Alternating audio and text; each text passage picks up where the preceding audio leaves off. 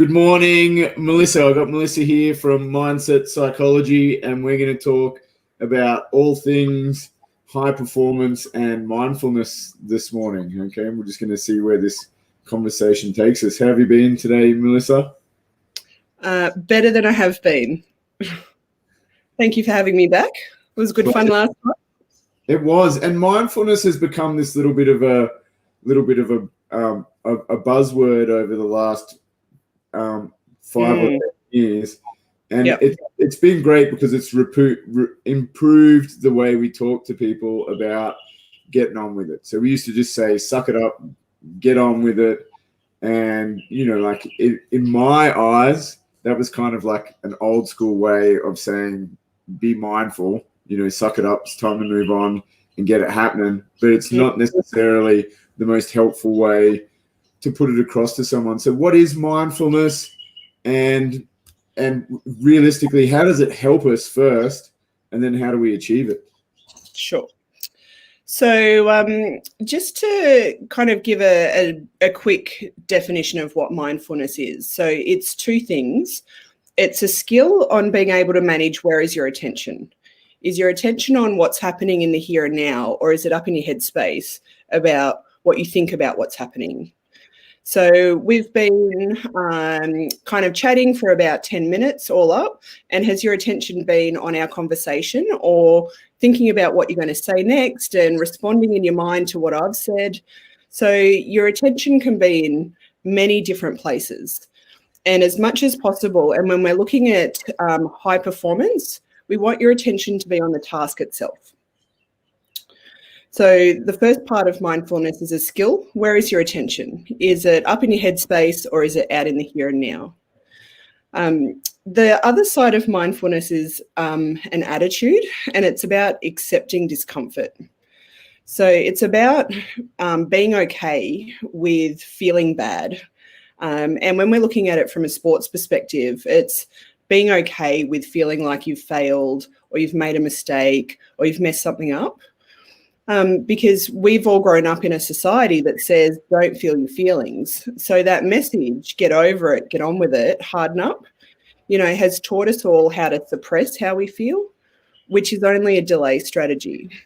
And it's really helpful for high stress environments. And I'm sure you can think of, like, when you're in the ring and you're fighting, you don't want to be feeling feelings too much. You probably want to be putting them aside and focusing on what's happening. And for soldiers on ops, we don't want them processing how they feel while it's happening. We actually want them to put it aside and step in a battle. So through high stress kind of environments, and particularly the military, we learn how to shut down and to put those feelings aside and suppress it. Now, the problem we have with that is that you can't delete it. And what we do when we suppress something is we just push it to a subconscious level. So say you're pissed off with someone at work and you just cannot stand them, and you're like, all right, I'm just not going to think about it. Well, you'll find yourself thinking about that thing 7 times more, according to the research. So it's called the polar bear experiments, where they got people to track over a couple of weeks, how often do you think about polar bears, and then ask them to not think about polar bears, and how often do you think about polar bears? And the research says 7 times more, because your brain goes, all right, well, what am I not thinking about right now? Oh, polar bears, 1. Crap. All right, I'm going to go for a walk. Oh, look at those white fluffy clouds. You know what else is white and fluffy? Polar bears, 2. Crap. So when we try and not think about something, it makes it really easily accessible. But it's the only coping skill that we're consciously taught from our parents, from our environment.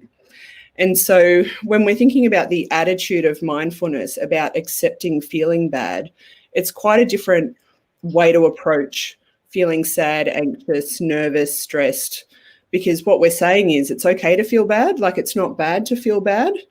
And if you want to get over it, actually you've got to acknowledge the experience and validate it, and then you get over it. Yeah. So it's a bit of a shift in mindset that's much harder to train than the cognitive skill of managing your attention. So when you do a mindfulness activity, for example, a meditation activity, you're asked to focus on something and to keep coming back to it, even though you get distracted. So that's that cognitive skill. Where is your attention? But if you don't have built into it, like it's all right if it sucks, like it's all right to feel bad, then all we're doing is just suppressing how we feel instead of acknowledging it and moving on. It's such a, it is definitely, I always love these talks. I think it's really good talk. In my head, I just immediately go back to, okay, like when I would get ready to fight, like I tried doing all sorts of different things beforehand, because it was like it was when you were fighting mixed martial arts, it was a real thing, and you would always get nervous and scared and worried about losing and worried about getting hurt beforehand, and your heart's racing, and it's like, okay, like, and I tried all things like, okay, we're just going to treat it like business and get to business, like, and then I tried like firing myself up and go, it's all right, I'm just gonna like get myself through it.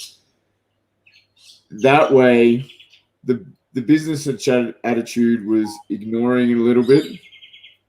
The get fired up attitude was kind of like, for me, that actually had a negative effect on performance sometimes.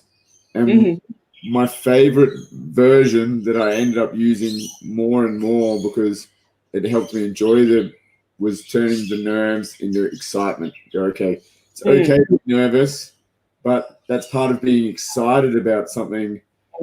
Well, like I imagine rock stars and everything before they go on stage, like always feel a little bit of nerves, and then they get used to riding those nerves, like excitement. Like, okay, well, I better be on my game. Then excited is good, and that worked really well. For me, I think definitely emotions are a signpost for things. I do a lot of reading on the stoicism and things like that, and I think people mistake it for wanting to ignore your feelings, but I actually think they're always a signpost for myself for change. Yeah, it's data. It's data about yourself and your world. Oh, I love that data. That's awesome. That's a really brilliant way of explaining to it, especially for people who might be like computer inclined or whatnot this day and age. Data. I like that. We're moving towards AI already. So when people struggle with that, obviously they're sitting in their car, they're probably nervous to go into their gym session, or they're about to sign up for a new gym, or they have a new job interview, whatever the case may be. What's a good way somebody can sentence themselves to be able to use mindfulness to move forward? So my first suggestion is practicing it before you need to use it. So it's like any skill that you're not very good at it at first, and you need to practice to master it. And the higher your stress levels, the more difficult the environment to apply it. And often people try to do mindfulness at the point at which they're really nervous, like they're in that car just before the job interview and they're trying to center themselves. Well, I mean, it's not hurtful, but you're not going to be able to apply the skills with mastery if you haven't practiced it first. So in those kind of contexts, and just thinking about, we were talking about kind of difficult things that you might have to do before you start, your gym class, about doing the laps around the block, that the acceptance part of it is, this is the reality of my environment, and I'm going to feel uncomfortable doing it. And so a little bit of self-talk around it's okay to feel bad is kind of the attitude of mindfulness. But then the cognitive skill is, well, what's going to be helpful to focus on right now?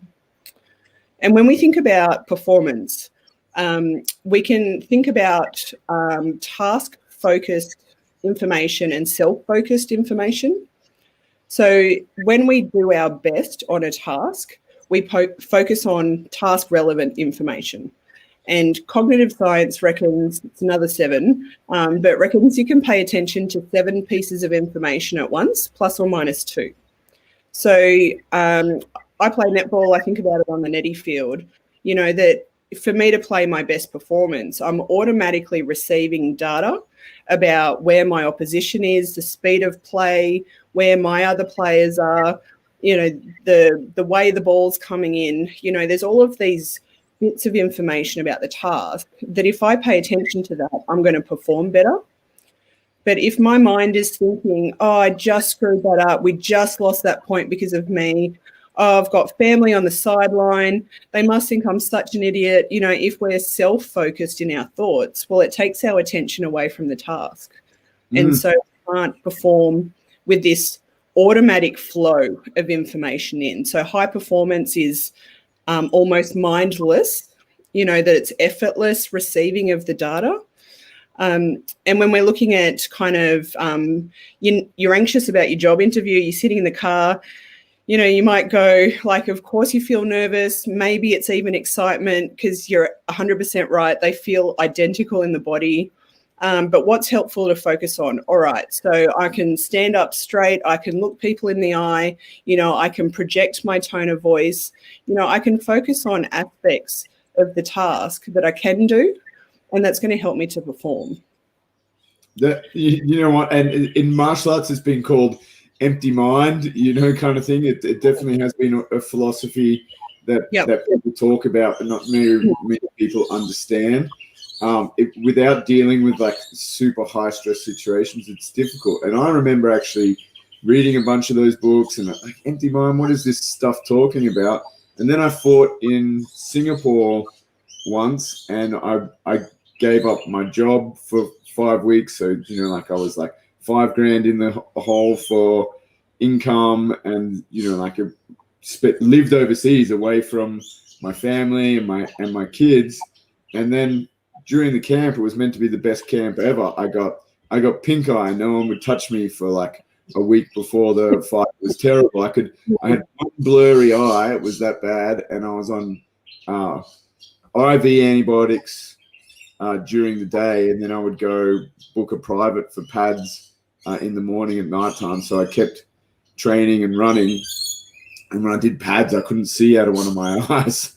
And then I got cut maybe before that, and so I spent another week not sparring to let the cut heal before I fought. So this what was meant to be the 5 weeks of the best training camp ever, which was still, I learned things and got better.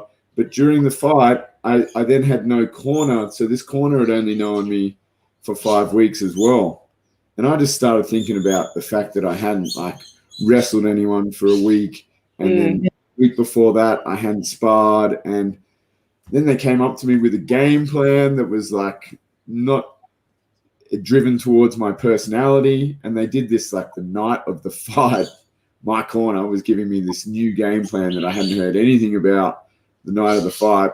And I got out in the fight, and all I was thinking about was what I haven't done and where I was. And I was one step behind him every single time, because every time something would happen, he would push me up against the fence, and I was like, I haven't wrestled in the fence for the week. And then he would take me down, and I'd be like, oh, I haven't grappled anyone on the ground for a week. And then next thing you know, I was getting punched in the head. And like every time I thought about something that wasn't task focused, he then went one step ahead of me. And then obviously I lost that fight fairly quickly in the first round. I just finished, and I was like, man, you weren't even in that fight. You weren't even trying to fight him.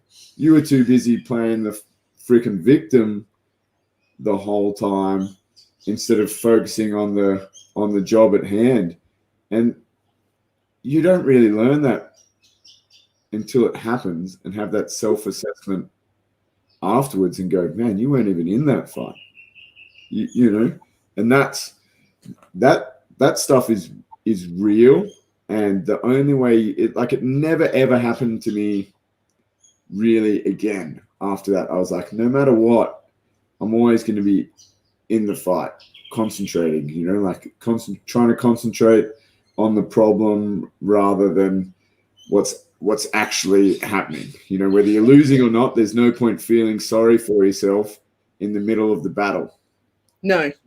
Which is important, right? Because when life sucks, sometimes self-pity gets in the road of problem solving.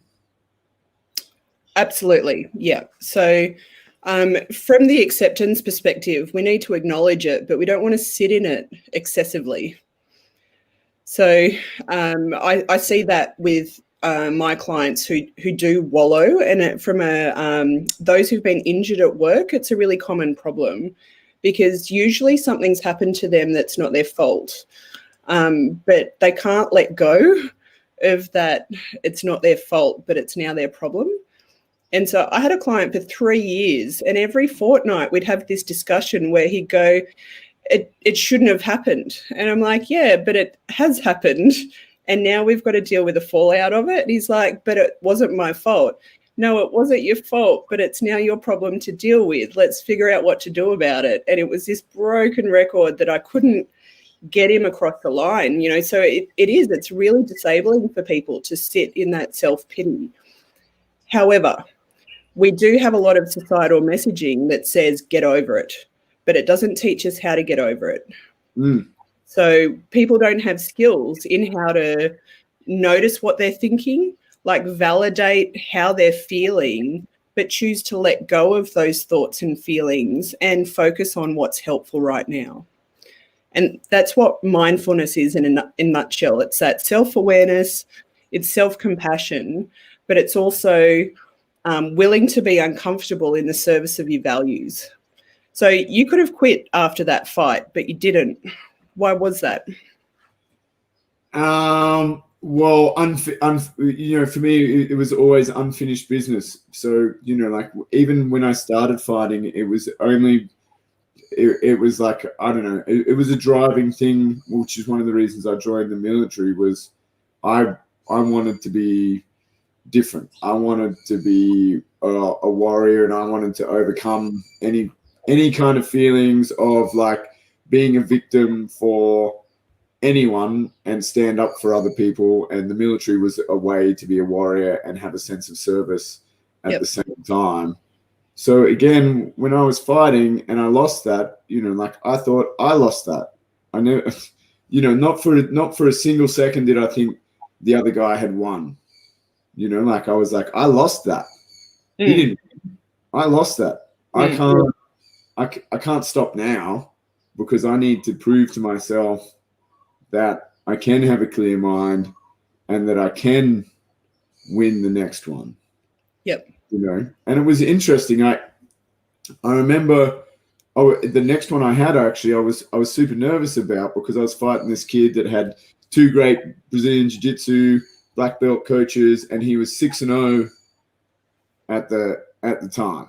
You know, he was an amazing fighter. He ended up going on to fight on the Ultimate Fighter series, and he was amazing. Young, stud-looking Brazilian guy. I'm sure he was great with all the ladies.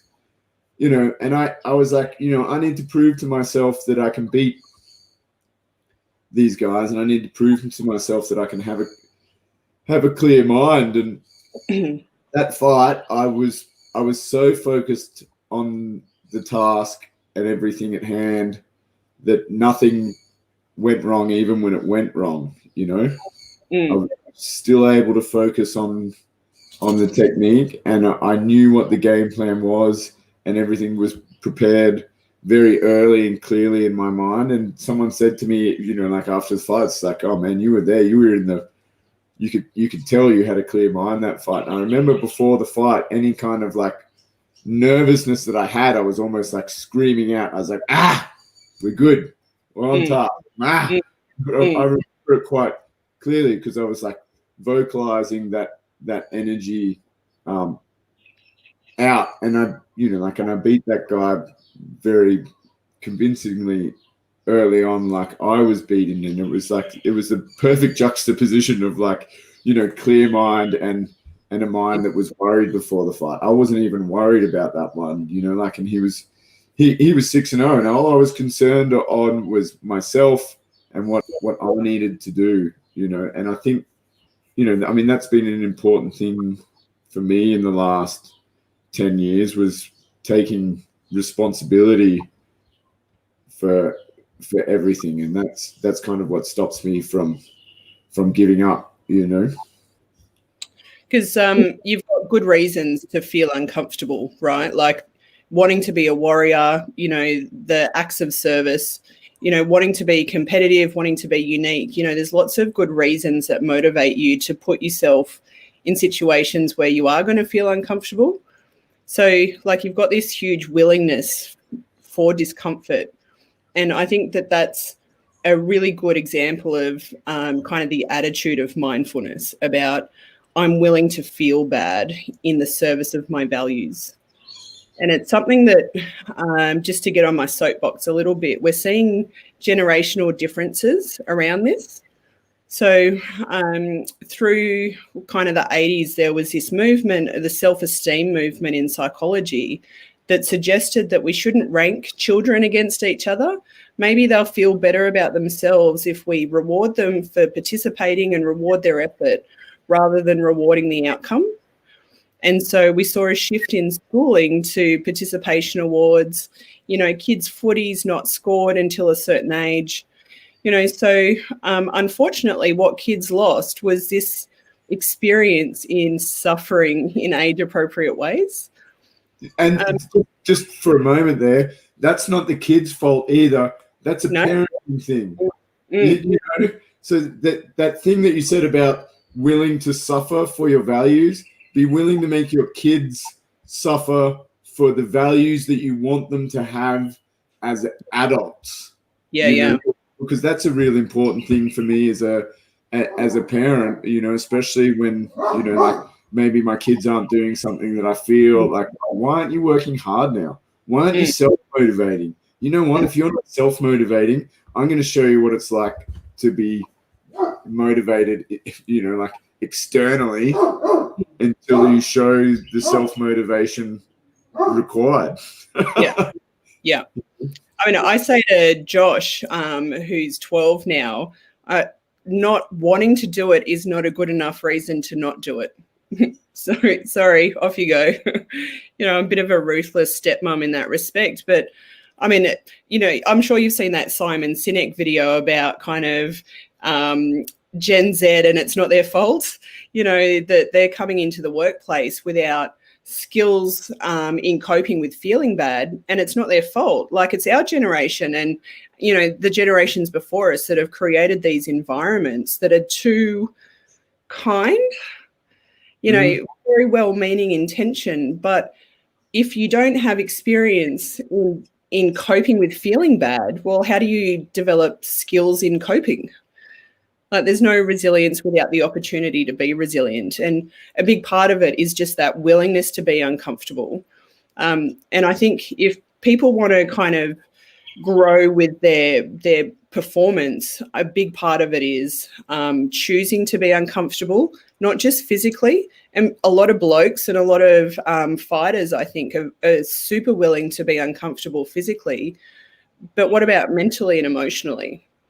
So being willing to feel devastated because you lost, or feel that sense of failure, feel like you've really messed up in a public forum. Like, you've got to take emotional risks in order to be successful as well. Yes, and sometimes I feel like the first loss is an indicator of that. Like I'm having a giggle about it, but I reckon there's heaps of like 6-1 fighters out there who won their first 6 against not very experienced opponents, had 1 loss, and then were like, nah, can't take this, I'm out. There would be heaps of those that exist, which is why I think fighters actually mature at like probably somewhere between a dozen to 2 dozen matches, because it might take that long to start that win-loss cycle actually being a little bit more regular. So for fighters or anyone doing fitness, we teach like a 3 deep breaths kind of in between rounds to get their mind back. I teach the same thing to my kids, to breathe and problem solve and, like ask questions at that point in time, or like, like if you're hurt, like after you have those 3 deep breaths, like assess your injury and then have 3 deep breaths and move on again. What is the actual science behind that, and is there better sort of mindfulness than breathing and thinking, or are we on the right track? What would be your advice? So the best kind of mindfulness is the one that you're going to do. Yeah. So there's none that's better than another. It's just what fits with your worldview, your personality, your motivation. So I like mindful breathing because it does manage the parasympathetic nervous system as well. That it brings kind of the stress response down a notch, like enough to stop sending messages back to the brain to say keep ramping up. Like it just keeps things level. But I don't meditate to learn mindfulness. Like I can't get there with meditation. And so I don't do breathing exercises, but I do a lot of practical mindfulness. So I'll go for a walk, leave the phone at home, and just be present in what I can see, what I can smell. That if you've got this attitude of curiosity around your experience, kind of it changes the vibe of the experience a little bit, not to improve it, but you just pay attention to a lot more stuff because that's a really low stimulation activity. Like I often get distracted, like I'll start thinking about work or, about the kids, and it's about noticing you're distracted, acknowledging that's a thought about work or that's a thought about the kids, and letting go of that train of thought. So the letting go, that's the skill in mindfulness. Let go, refocus. So counselling for me is a mindfulness activity where I have to pay attention on purpose with curiosity to someone. I get distracted because I'm human. Notice I'm distracted, acknowledge the distraction, let go of that train of thought, focus on the here and now. So the advantage of a breathing exercise is the body's really receptive to cues. And so if you're always practicing this thing where the body knows that's when it relaxes, well, that's perfect to use during fights because it's like this shortcut to bringing the system down enough to be able to process cognitively some of those instructions from your support team, to come up with your plan of attack. So I think that the breathing works on a lot of levels, but you can apply mindfulness to any activity to learn the skills. And for some people, it'll come down to kind of what are they prepared to do? Where do they feel they can apply it? A bit of personality activity fit there. Yeah.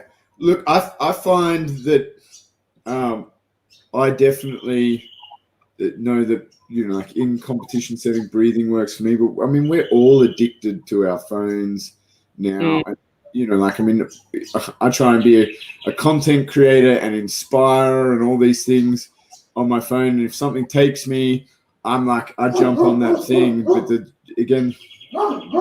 the bad side of that is sometimes I feel like I'm addicted to my phone and I need a weekend away of reading books on a macro set. It's like, I got to get away. I got to fly away. Yesterday, I was tired. Linda had been away for a couple of days, and I was feeling addicted to my phone and everything. And I was like, kids, do you want a day off? I gave the kids a day off school, and we took the dogs to the park, and I put my phone down, and I patted the dogs for a period of time, and I immediately felt better of getting off the phone for a couple of hours between, because I find that like I can just be like, well, I'm not doing anything. Maybe I can create some content or something, and it pulls me into this kind of like stupid phone all the freaking time. And I think that's probably a problem with a lot of people now. Instead of being mindful around their families at nighttime, they're disconnected on their phones and things like that. I mean, you've said it, I've said it. We both know that we're like, we've got to leave the phone at home to go do mindfulness. Is that a common problem at the moment? And have you got any kind of like tips for people that are struggling with their phones? I know I try and talk about it all the time, telling people like, create an echo chamber on your social media of positivity, because if you get to be addicted to something, make sure that it's an echo chamber of positivity. If you want the negativity and other people's crap opinions, turn on the news. What's your advice for people? I think we've got some good research around time spent on social media and mental illness. Like the more time you spend on social media, the worse you feel, basically. So it is an issue. And one of the challenges is that your phone picks up on kind of your brain's reward system. So when you're on social media, you're like, dopamine, I'll just flick one more, just a little bit more. And it's like this wanting drive, which is why it's hard to shut off, because your brain's producing dopamine, which it produces when you use cocaine or you gamble, so if it feels addictive, it's because it is addictive. And there's some cool studies with rats where they showed that rats would rather use cocaine than eat until they die. That's how compelling dopamine is. Like, it'll override other basic survival instincts. So, I mean, it's one of the things that I've found helpful is surfing the urge. So when you go to pick your phone up, it's like building your awareness of that and going, I'm just going to delay that urge for 30 seconds. And what you notice is the urge to use your phone, it goes up and then it comes back down. So it's like a strategy for helping people to quit smoking, about surfing the urge, like let the urge build and then it subsides, because we've got a lot of conditioning in picking that phone up to start with. I also try and do mutually exclusive activities. So I've got an e-reader and I love to read, and I choose to do it on my e-reader rather than the phone, because I can't be drawn into Facebook or Insta or anything if I'm on my e-reader. Like, you can't physically hold both at the same time. And like some behavioral stuff around, like I'll leave my phone in another room and go and sit on a couch with my book, so kind of creating some structure around it as well. But it's hard. I mean, and it's hard because it is hard. Your brain is kind of yelling, pick it up, use it, don't put it down. Yeah. Now, we had a little chat earlier about high performance and low performance, and here's the interesting thing, and it was actually after working with you on some veteran programs and things that and at the same time I was doing some professional coaching at the same time, business coaching and whatnot, and what I realized was high performance coaching and rehab coaching have some really, really similar themes. Like, it's all about getting the most out of your brain and going, even if your brain is healthy, these things that would help an unhealthy person. And I think that kind of idea is really important in pushing out to people, to make them realize that mindfulness isn't an activity just for depressed people or people with anxiety. It's actually for high performers as well. And if we can look at it that way, hopefully more people will stop pushing their mental health to the side and realize that, no, this is actually a high performance activity, and I feel the same about health, like everybody should be training a little bit like an athlete, and like, what do you mean? I'm not an athlete. And it's like, no, but your body's just as important as an athlete's body, like, and you're quite capable of doing periodized training just like they are with the exact same exercises. You just won't do the same volume and intensity, because an athlete can run 5Ks in 20 minutes and it's going to take you 40. But you can both do a 20-minute run. Yeah. So how would you link mindfulness to a high performance client, somebody that was looking to get a little bit extra out of either their fight training or their business, or maybe even just their family life? So one of the strategies that I use with my sports clients is around kind of really looking at what's happening when they perform poorly versus what's happening when they perform well. And you use great examples of the empty mind, and success, and kind of the cluttered mind and leading to failure, and getting the individual to kind of use their own history to see that actually when you're thinking about yourself, your performance drops. And it's almost as simple as that. That in order to perform well, you need to get out of your head and into the task itself. And so it's really, from a coaching perspective, kind of using that person's own experience to demonstrate that the clear mind is where your performance is going to excel. But it's like any skill, you can't just use it on competition day. You've got to practice it during the week. And so building in a routine around mindfulness, but it doesn't have to be meditation, like I said. I think we did mindful stretching once with one of our VSA programs that we did. We did mindful stand-up paddleboarding, that it doesn't have to be kind of this meditation thing, because sometimes people just can't get their head around it. They're like, it's just too left for them to really understand.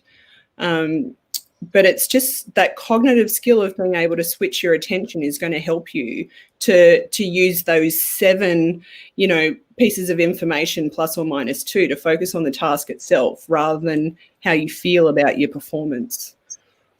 I also think it's got its place in training as well, because in order to comply with the training you need for high performance, you have to tolerate a lot of feeling bad. There's early starts, there's getting it wrong, there's exhaustion, like getting to the gym after a big day of work. Like there's lots of places where you really have to connect with your values around why is it important that you go to this training session today.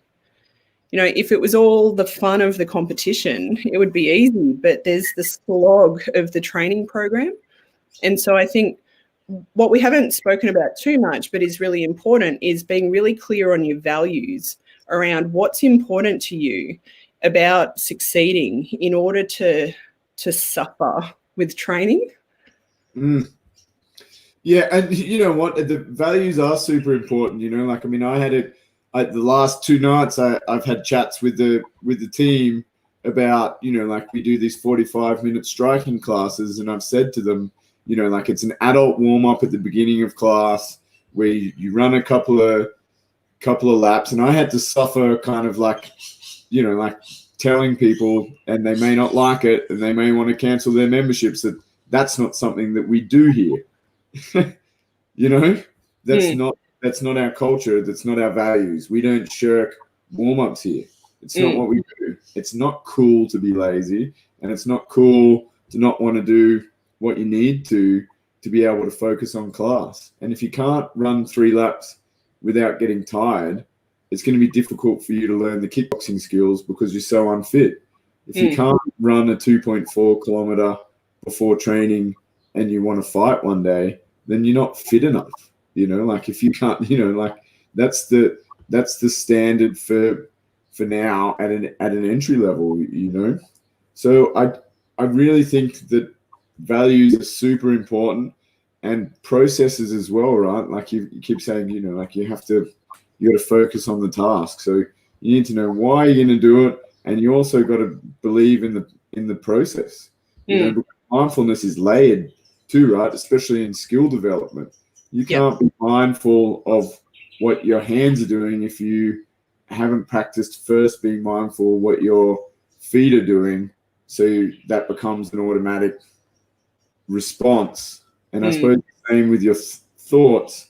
You can't be mindful of your technical thoughts if you're swimming around in your emotions because you haven't acknowledged them. And it's going to be a layered process, right? Because let's say you just use boxing for an example. The first time you do some boxing sparring, you're just frightened about getting hurt.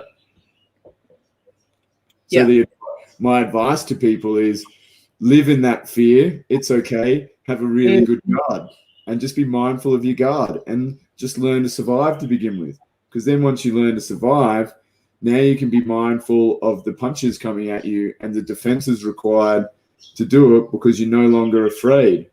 That's a practice in mindfulness and a layering skill developments, believing in the process again, which is one of the reasons I truly believe martial arts is a great tool for mindfulness, because it's testing your emotions at the time. Well, fear, anxiety, failure of performance, like you're in front of a whole bunch of people. Yep, you're really out there. Yeah, you're really out there, and it's a very unique experience. I couldn't imagine many experiences that have like the fear of pain and performance and being in front of people all at the same time. Yeah.